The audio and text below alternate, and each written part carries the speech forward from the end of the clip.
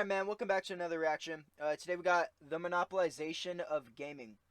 Yeah, I was kind of just scrolling, stumbled upon this video, looks pretty interesting, so, yeah, we're gonna watch this one. Like always, let's not waste any more time, though, just get right into this one, man.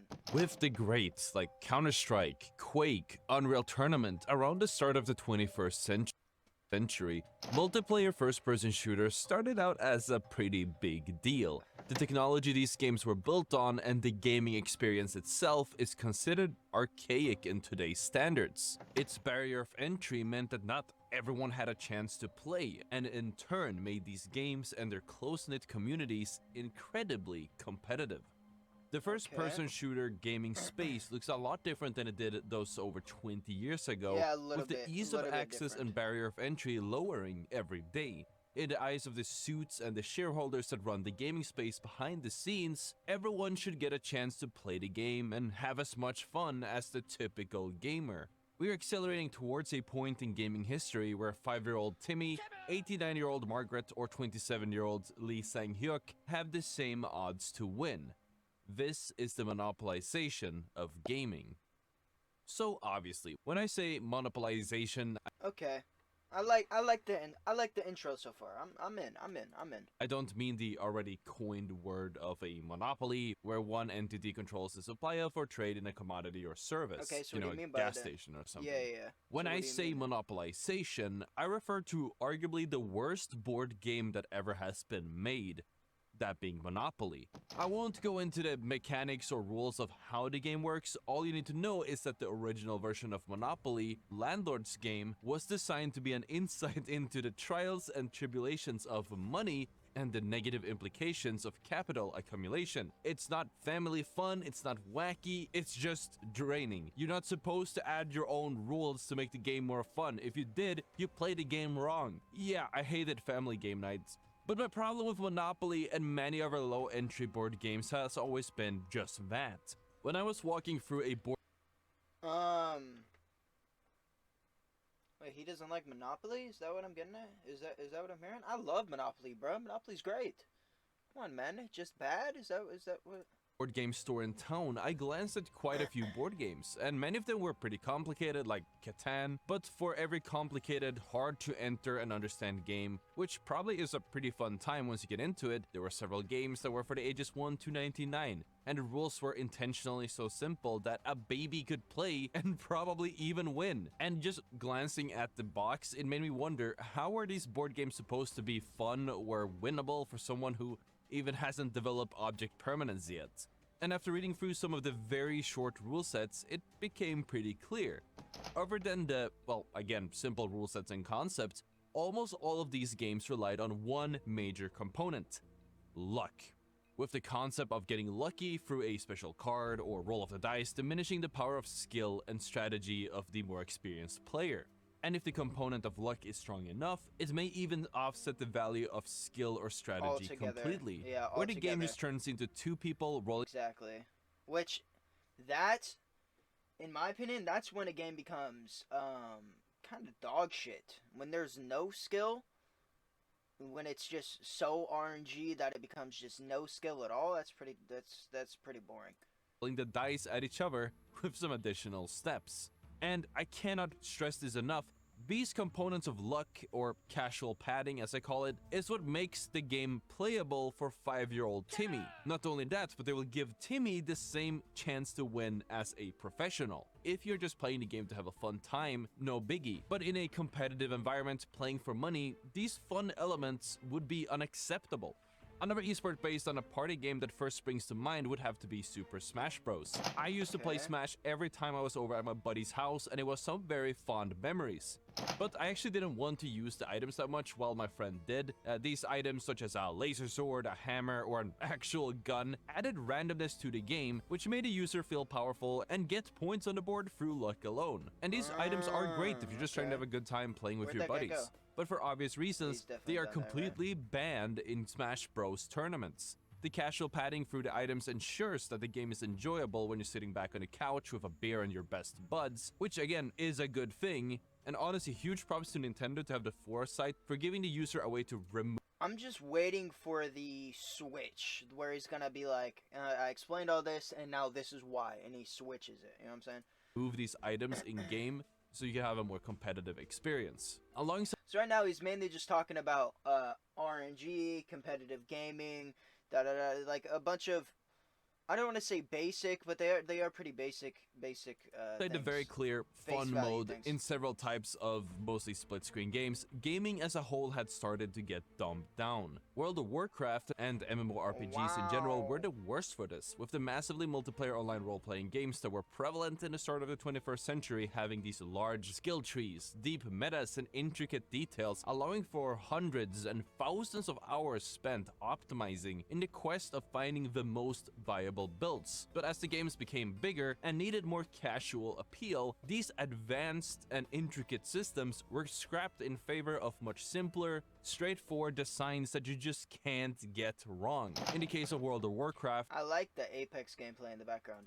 one of the games that I grew up with, we lost things such as advanced skill trees, lowering the amount of different types of stats you could get from items, adding quest helpers that help you find the specific quest location, item, or mob that you were looking for, basically holding your hand the whole way, as well as adding a dungeon finder which cut down the meticulous grind of finding a group of players to go head up a dungeon or raid, which would be followed by a tough trek to the dungeon, sometimes deep in enemy lands, by introducing something called a dungeon finder that matched you with a group from all possible servers and automatically teleported you straight to the dungeon. The game got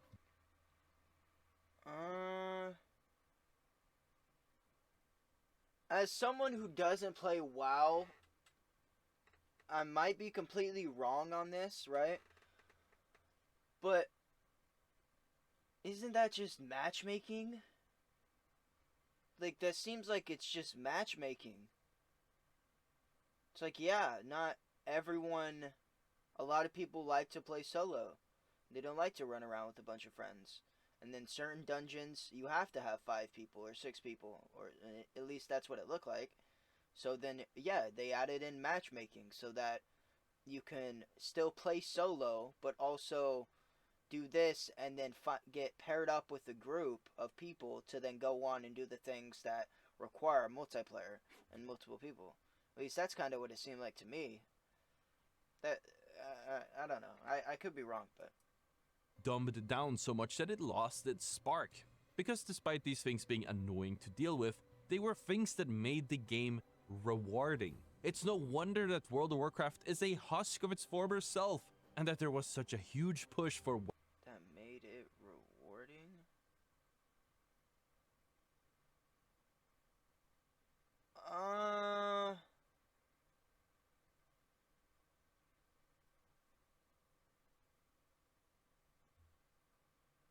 Yeah, so I don't know. This is where I hit kind of crossroads, and then I just kind of like bow out and be like, I don't.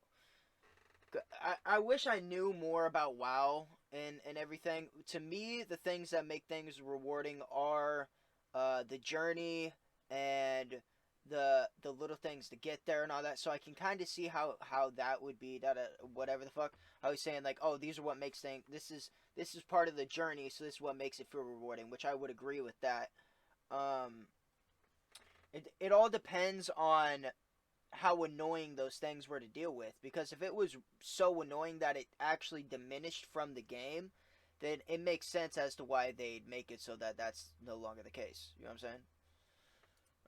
WoW Classic from the community who just missed the challenge of the vanilla World of Warcraft experience. But these examples and these changes are noticeable, tangible parts of a gaming question, making it very clear whether it's a casual experience or not. Some other games, even competitive ones, kept the casual padding under the hood. SPMM wasn't really something that was openly discussed back then. The first recorded skill-based matchmaking dates as far back as in the 2007s with Call of Duty, makes it safe to assume that any game that had a cool multiplayer loading screen that says matchmaking probably had some form of skill-based matchmaking behind the scenes to create what the developers considered balanced and enjoyable games. Some games like Team Fortress, Counter-Strike, or Quake, which I mentioned earlier in the video, didn't really have matchmaking until much later in the respective genres' lifespans, where you could only find games through a server browser. these games would look a lot different than matchmaking games, as sometimes you'd have one guy in the lobby who's just demolishing everyone. And sometimes there would be plenty of people that were way beyond their depth. Most players would join up and play the same servers against mostly the same opponents every day, and while it wasn't balanced, filling lobbies this way ensured that there wasn't any tomfoolery with the matchmaking. Because while skill-based matchmaking seems like a good idea in theory to ensure that everyone has a fun experience with players around. Yeah, I'm glad he's on the side of, personally, I think skill-based matchmaking, it could be good, but how it's set up in all the games now, it's terrible. Like, they got to figure out a different way to match up the games, not based, like, it can't be skill-based matchmaking, because that just makes everything turn into, if everyone's facing everyone at the same skill level, it makes it so that everyone has to try so extremely fucking hard on, like, it turns it into like a little sweat fest, you know what I'm saying? Like, it makes public matches feel like ranked matches. It kind of meshes everything together when you would like to have a kind of different experience. On their own skill bracket. It could also be used for nefarious reasons. Okay. In 2017, Electronic Arts released a research paper on something they called engagement optimized matchmaking, where they found that a player is more likely to quit their gaming session if they keep losing, and even if they keep winning. With a sample size of 3 games, the lowest risk of the player turning the game off was if they lost or had a draw twice and then won the 3rd game. With this data in mind, a developer who's in charge of matchmaking could stack the lobbies to ensure the optimal outcome and make sure that the average player keeps playing for as long as possible and keep the game nicely populated so you can sell more microtransactions and please the corporate overlords. But I digress. I mean, it's certainly a factor in gaming nowadays, but we're going to be talking about something else. Because in the last few years alone, we've been seeing an abundance of games with the luck factor cranked to 200%. Games that could never be considered competitive if held to the standards of old. I'm of course talking about the still booming Battle Royale genre. Now, Battle Royale as a concept has been around for quite some time, but didn't really break into the mainstream until PlayerUnknown's Battlegrounds, a mod for the survival game DayZ, which was then turned into a standalone game and released. So, Battle Royale is supposed to be a lot of luck, because the whole concept is you land, find things, which the whole concept of finding stuff implies luck. Right, and then fight, and then fight to the death and all that things, and based off who you fight and who you run into and all that, that's all luck. Luck's like a lot of the game. It's just a huge part of Battle Royales.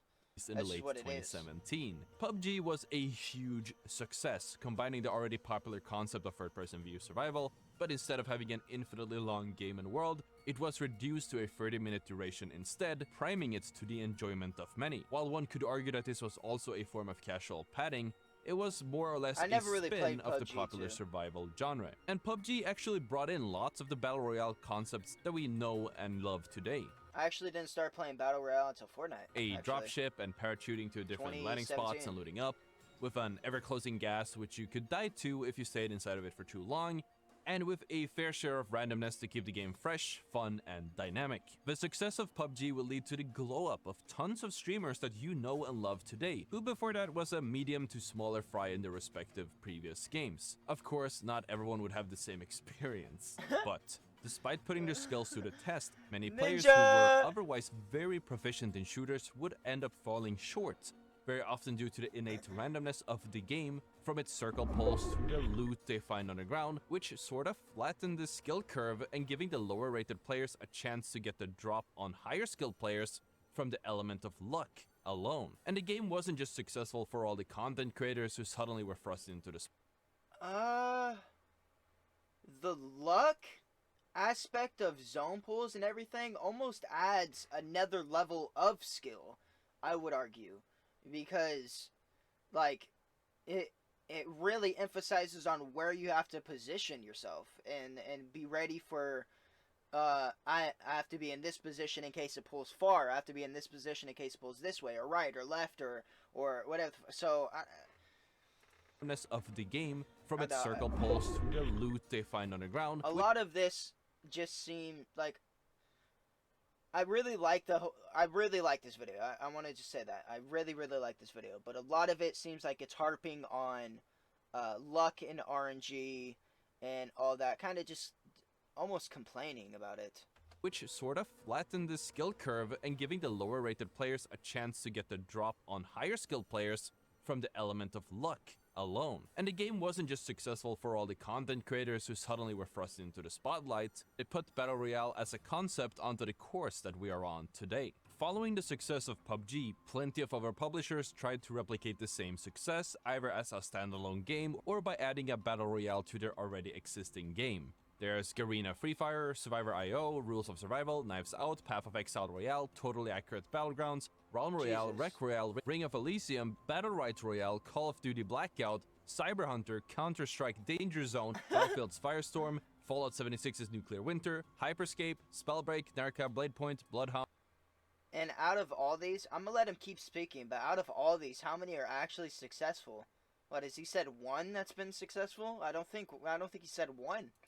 The Eliminator, to name a few. Fortnite, which you probably have heard of by now, was officially released not too long after PUBG but stayed under the public's radar for quite some time. Just like H1Z1, it was actually initially a survival game, but eventually started leaning into the booming Battle Royale genre to stay within the trend. And we're going to take a deeper look into Fortnite specifically, because they certainly led the charge for a lot of the monopolization in the gaming space that we have today. Barring the obvious of Fortnite having the standard Battle Royale theme plus building. So he's saying monopolization as, like making money off it, correct? Make up for the amount of players entering the game, Epic was one of the many games to lead the charge on the SPMM as we know it, with a matchmaking that's incredible and absolutely horrendous, and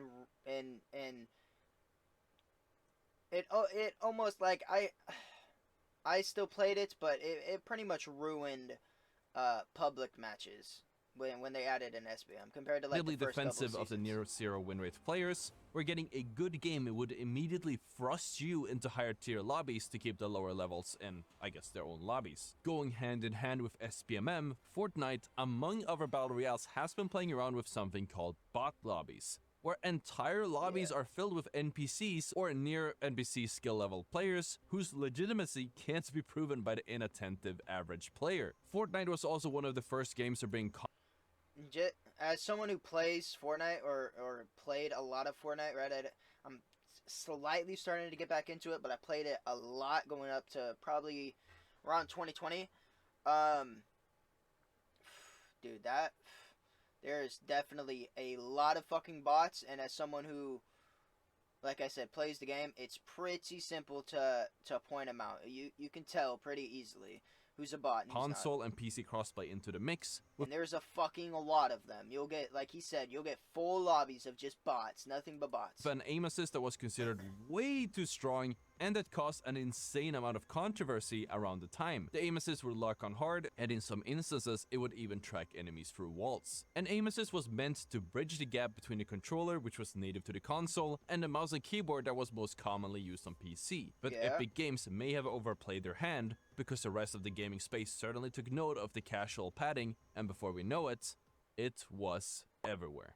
Developers may have learned that the cheapest and easiest way to keep making the games easier to get into is by tuning the aim assist. There is no definite number to how strong aim assist is, and it all comes down to how strong the user perceives it. Aim assist is a good example of the monopolization in gaming, and seems to be the option that's currently being pushed across all franchises. Fundamentally, it removes skill expression from the best and most hardcore gamers in the community, and gives it to Timmy or Margaret so they also have a chance to compete. Every time a new shooter comes out, there are news about how the new game's aim assist is perceived to be stronger than the last, with the most recent controversy that comes to mind being the Modern Warfare 2 remake, where Scump, one of the greatest of all time in professional Call of Duty and a controller user, spoke out about how ridiculously strong their aim assist was. And to make matters worse, Halo, historically an Xbox-only game, recently opened its doors to crossplay and letting PC players into the lobbies. And the aim assist is strong, to say the least, where the average controller player...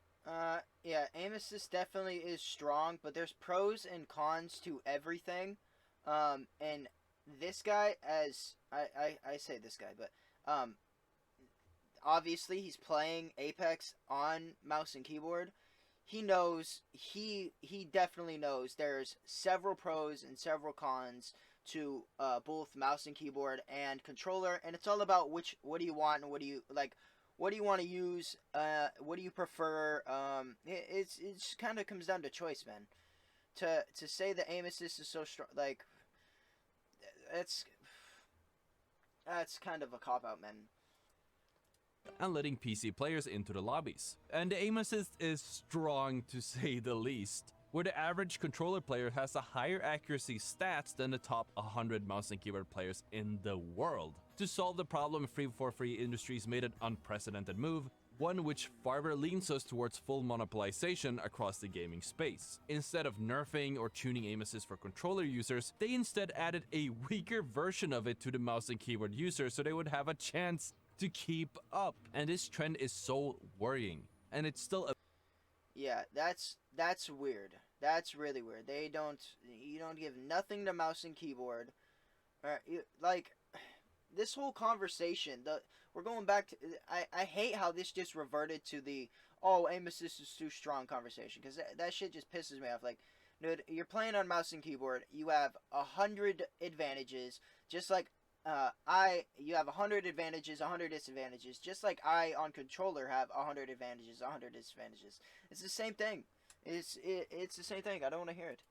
evolving as we speak, and if any developer follows Halo's suit, shooters might end up being just about who has the best position, timings, and luck, rather than who can actually hit their shots. Also, as a side note, a newer game that entered the gaming space just this week, called X-Defiant, was sort of built as a competitor to Call of Duty, actually breaks this trend with a perceived lower aim assist. As a result, there's been an outcry from the casuals who just can't beam anymore, who have gotten used to having games made their way. And before I add my own opinion to this, there's probably plenty of more examples of monopolization in gaming, and I'm sure you guys are going to let me know about those in the comments. But don't get me wrong, I don't necessarily think ease of access is a bad move. Sometimes you need to dumb the game down and make it more accessible for the masses. And sometimes there are players who do need a handicap to have a chance to enjoy the game. But it presents a lot of issues when players with a handicap are facing the players who don't have one. In any form of competitive games, and I don't mean necessarily only the ones with tournaments or ranked games, but any game where you're facing off against another player, there will be a So this whole thing just turned into an aim assist issue?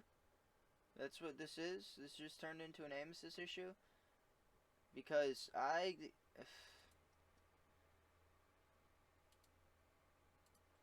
winner and there will be a loser. The rewards can vary from the thrill of getting a win-in to hundreds of thousands or millions of dollars. But if you add in handicap that either gives some type of boost to the lesser skilled, or even one that removes skill expression from good players just to flatten the bell curve, nobody wins. Winning with a handicap doesn't feel good, or feel as rewarding as winning without it. And losing to handicap just feels like you're getting cheated out of your own win. Also, I want to add a part that we don't have evidence of, and this is also why we're keeping it to my opinion part of the video. Okay. Having any form of luck factor within a game opens up the ability for manipulation, and it can actually open sort of like a subconscious monologue, and you might just start doubting yourself. Wait. Did you really hit that shot because you were better, or because the churn rate knows that you need a win to keep playing? Did you not hear that one enemy because they snuck up on you? Or because that enemy is on a losing streak and needs to kill you to fix his kill to death ratio? Did you get that 10% critical chance hit because of the luck of the draw? Wait, what am I listening to right now? Let me go back just to... Wins. Winning with a handicap of your own win. Also, I want to add a part that we don't have evidence of, and this is also why we're keeping it to my opinion part of the video. Having any form of luck factor within a game opens up the ability for manipulation, and it can actually open sort of like so I'm just curious, all right? He says having any sort of luck factor. So is the game supposed to have zero luck? Because that's weird. How are you gonna have zero luck in a game? Explain to me that. Explain how it's gonna have zero luck. I don't understand. And especially in a battle royale, which it's supposed to have luck in there. And of course, and the whole manipulation part is What do you mean by manipulation? Game opens up the ability for manipulation, and it can actually open sort of like a subconscious monologue, and So the manipulation factor, like he's just what I'm trying to understand what he means by manipulation, because like, so if there's something that's a luck out there and it's luck based and you can figure out how to beat that luck base or whatever the fuck, isn't that's almost skill at that point, because you were skilled enough to figure out how to make the odds in your favor, right? you might just start doubting yourself. Did you really hit that shot because you were better, or because the churn rate knows that you need a win to keep playing? Did you not hear that one enemy because the algorithm needs you to do a little bit more damage to keep the game balanced and fair? As gaming turns into less of a display of skill and instead starts turning into a dopamine casino of sorts, can you really trust the house not to tip the scales? If gaming keeps going this way, we'll keep seeing more liberties taken with monopolizing your favorite games and turning them from something that you grind your skill for to something that everyone can enjoy without putting in the effort, and as such, it would kill competitive.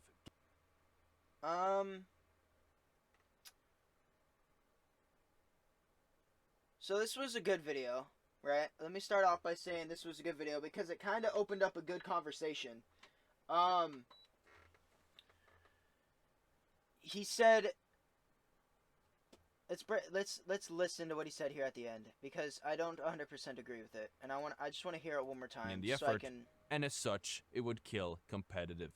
And your skill not to tip the scales? If gaming keeps going this way, we'll keep seeing more liberties taken with monopolizing your favorite games and turning them from something that you grind your skill for to something that everyone can enjoy without putting in the effort, and as such. So I think the ability for a lot of different people and the ability for more people to play the game is a good thing. Regardless, I think that's normally a good thing, right? And exposure and having a higher player base and all that. I think that's a good thing. And about the game not having and about games like going away from skill a little bit, I disagree. I think that games will always be competitive. There will always be a competitive nature, and it's because at the end of the day, we're doing something, right? We're all doing a thing, right? And anytime there's a bunch of people doing a thing, and there's a reward for it, right? You win, right? You're the last person alive, you win, right? So we're all doing a thing, and then there's a reward for for doing the thing and doing well at the thing. That alone is going to spark competition between people. So I don't think competition in gaming is going anywhere, honestly. I think competition in gaming will probably continue to grow as gaming grows, and the opportunity for more people to play will also grow as, obviously games get introduced to fucking console and mobile and fucking all these different things. Yeah, well, that was a great video. Really sparked some good conversation too. I really liked it. I'm a sub too. And yo, make sure to go subscribe to OTTR, yeah, for putting together this fucking great video. And the nice. I like the clips in the background with the Apex content. That's cool, man. That was really cool.